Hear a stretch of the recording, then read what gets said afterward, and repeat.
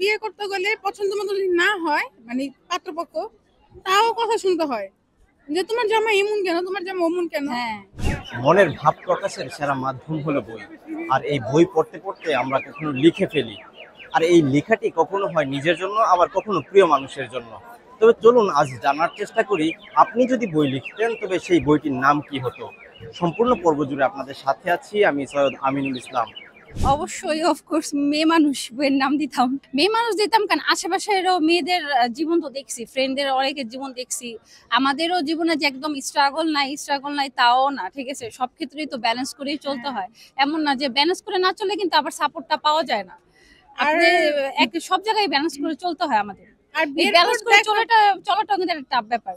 শ্বশুর বাড়িরও ব্যালেন্স করে চলতে হয়, আবার বাবা মাকেও ব্যালেন্স করতে হয়। বিয়ের পরে বিশেষ করে দুইটা ফ্যামিলি তখন ব্যালেন্স করে চলতে হয়। বিয়ের পরে একটা মেয়ে বাবার বাড়ি সাইড, আবার সন্তান হইলে সন্তানকে দেখাশোনা করো, শ্বশুর বাড়ি সাইডে দেখতে হয়, স্বামীর রেসপেক্টের কথা চিন্তা করতে হয়, ওগুলো সব চিন্তা করতে হয়। কারণ মেয়ে মানুষের প্রচুর স্ট্রাগল করতে হয়, প্রচুর। কারণ মেয়ে মানুষ অন্যের জন্য, মেয়ে মানুষ নিজের জন্য কখনোই না। বিয়ের আগেও স্ট্রাগল করতে হয় বাবার ফ্যামিলিতে থেকে, আমাদের সামাজিক বিভিন্ন ধরনের কুসংস্কার তো আছেই, যে মেয়েদের যখন তখন পড়াশোনা করার ক্ষেত্রে বিভিন্ন বাধা বিপত্তি এখনো আছে। তারপরে হচ্ছে মেয়েরা ক্লাসে বাসায় ফিরতে হবে সন্ধ্যার আগে, বিয়ে করতে হবে তা বাবা মার পছন্দ মতন, বিভিন্ন ধরনের বাবা মা মেয়ে বিয়ে করতে গেলে পছন্দ মতো যদি না হয়, পাত্রপক্ষ, তাও কথা শুনতে হয় যে তোমার জামাই এমন কেন, তোমার জামাই অমন কেন। হ্যাঁ, তারপরে হচ্ছে বিয়ের আগেও তো বাবা মার সম্মানের জন্য স্ট্রাগল করে যেতে হয়। আবার বিয়ের পরেও হচ্ছে শ্বশুর শাশুড়ি হাজবেন্ডের কথা মতো চলো, শ্বশুর শাশুড়ি, ঠিক আছে, ফ্যামিলি মেনটেন করো, তার জীবনটাই হচ্ছে যায় অন্যের জন্য। এখন দেখা যাচ্ছে স্বামীর জন্য, দেখা যায় আমরা একসময় বাবা মার জন্য, তারপর দেখা যায় স্বামীর জন্য, তারপর দেখা যায় সন্তানের জন্য। তো আল্লাহ সৃষ্টি করছেন হচ্ছে অন্যের জন্য। দিন শেষে যখন আমরা একা হয়ে যাব তখন আমাদের পাশে কেউ থাকবে না, কেউ মা বাবা থাকবে না, থাকবে স্বামী হিসেবে আসলে কাউকে মারা গেলে বা না থাকবে সন্তান। যদি সন্তান ভালো হয় তো আলহামদুলিল্লাহ, না ভালো হলে আশা রাখতে পারি না সন্তানের উপর।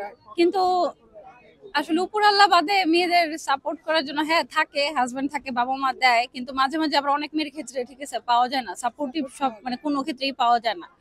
আমরা আলহামদুলিল্লাহ তাও ভালো, আমরা হাজবেন্ডও আমাদের সাপোর্টিভ, মা বাবাও সাপোর্টিভ, কিন্তু সব মেয়ের ক্ষেত্রে এক না। এখনো সমাজে বিভিন্ন ধরনের মেয়েদের সামাজিক কুসংস্কার। হ্যাঁ হ্যাঁ হ্যাঁ, এটা আসলে আমাদের এনজয় করা উচিত আমি মনে করি। কারণ আমরা দুই বোন তো অনেক কিছু শেয়ার করি, তো আমাদের থটই হলো একটাই।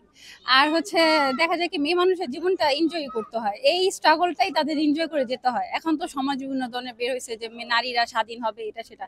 হ্যাঁ, স্বাধীন থাকবে, তাদের চিন্তা চেতনার ক্ষেত্রে স্বাধীন হবে, যে আমরা সঠিকভাবে চিন্তা চেতনা করব, নিজেদের, ঠিক আছে, নিজেদের একটা ভারসাম্যের মধ্যে চলাফেরা করব, ওইটা স্বাধীনতা থাকা উচিত। কিন্তু বিশৃঙ্খলভাবে চলাফেরা করে ওইটা কোনো স্বাধীনতা না। যেমন বেপরদায় চলাফেরা করলাম, ঠিক আছে, বিভিন্নভাবে সমাজের ক্ষতি করলাম, ওইটা কোনো মেয়েদের কোনো স্বাধীনতা না।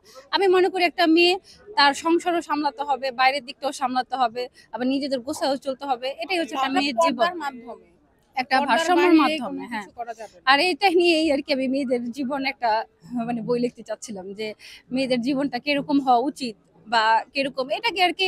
আর মেয়েদের জীবনটা এরকম করে এনজয় করতে হয় আর কি, তাদের কষ্টটাই তাদের এনজয় করে নিতে হয়।